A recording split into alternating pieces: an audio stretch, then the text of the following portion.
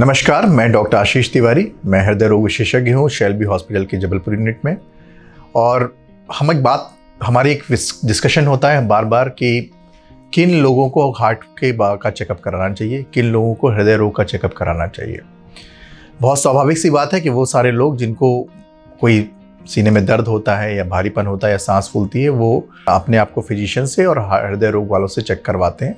But जिन लोगों को तकलीफ नहीं है, जो लोग कुछ सिम्टम ऐसे लक्षण महसूस कर रहे हैं जो सीधे हार्ट की तरफ इंगित नहीं करते हैं, या जिनको कोई ज़्यादा लक्षण नहीं है, उनको क्या हार्ट वाले डॉक्टर को दिखाना चाहिए। तो बहुत स्वाभाविक सी बात है कि वो सारे लोग जो 30 साल से ऊपर हैं और किसी तरीके की उनको कोमॉर्बिडिटी है। कोमॉर्बिडिटी मीन्स ब्लड प्रेशर की शिकायत, रक्तचाप की शिकायत, डायबिटीज़ की शिकायत।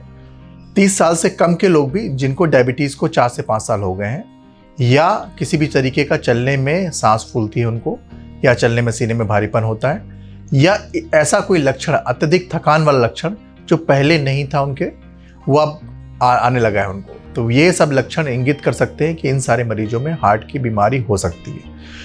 ऐसा नहीं है कि सारे मरीज जब हमारे पास चेकअप के लिए आते हैं तो इनमें से अधिकांश को हार्ट की बीमारी निकलती है, लेकिन हृदय रोग बीमारी कुछ प्रतिशत लोगों में पाई जाती है, जब उनको ब्लड प्रेशर या शुगर की बीमारी होती है।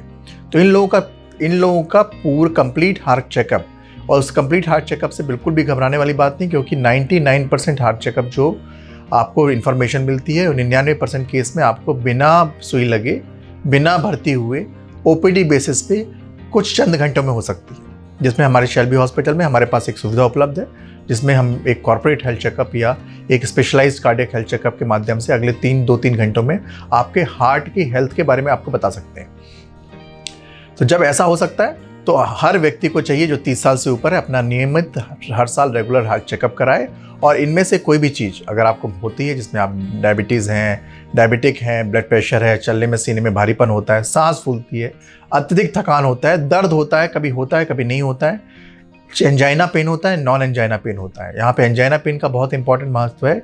जो पेन चलने में या सीढ़ी चढ़ने में बढ़ता है उसको एंजाइना पेन बोलते हैं, और जो पेन बिना उसके बढ़ता है, कभी भी हो जाता है, उसको नॉन एंजाइना पेन बोलते हैं। बट आज की तारीख में जिस तरीके की हार्ट की बीमारियाँ हर आयु वर्ग को इन्वॉल्व कर रही हैं और हर तरीके के लोगों में हार्ट की बीमारी हो रही है, मैं चाहता हूँ, और अभी अमेरिकन हार्ट एसोसिएशन की गाइडलाइन भी यही है कि हर तरीके का चेस्ट पेन का इवैल्यूएशन होना चाहिए।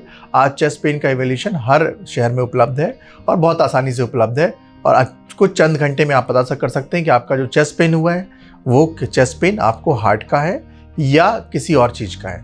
तो इस तरीके की सारी रोकथाम में हम चाहते हैं प्रिवेंटिव केयर की तरफ धीरे धीरे बढ़े। हार्ट की बीमारी जब बहुत आगे बढ़ जाती है तब हार्ट की बीमारी को ठीक करना 90% केस में संभव है।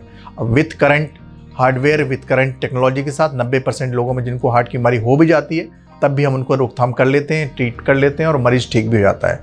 हम चाहते हैं कि वो जो 10% लोग जिनको हार्ट की बीमारी ज़्यादा बढ़ जाती है, उनका पूरी तरीके से ठीक नहीं हो पाती है, अगर वो इस तरीके के चेकअप में आते हैं, प्रिवेंटिव हेल्थ चेकअप में आते हैं, अपनी हेल्थ का ध्यान रखते हैं, अपना शुगर ठीक रखते हैं, ब्लड प्रेशर कंट्रोल रखते हैं, तो शायद उन 10% मरीज, 10% व्यक्ति जिनको हार्ट की हेल्थ अच्छे लेवल तक अचीव नहीं हो पाती, शायद हमारा टारगेट ये हो सकता है कि हम उस लेवल तक भी पहुंच सकें।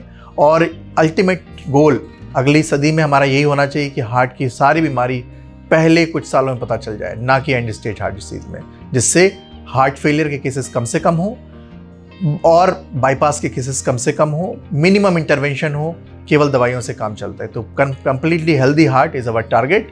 एंड इसी शुभकामनाओं के साथ मैं शेल्बी परिवार की तरफ से आपको धन्यवाद बोलता हूँ।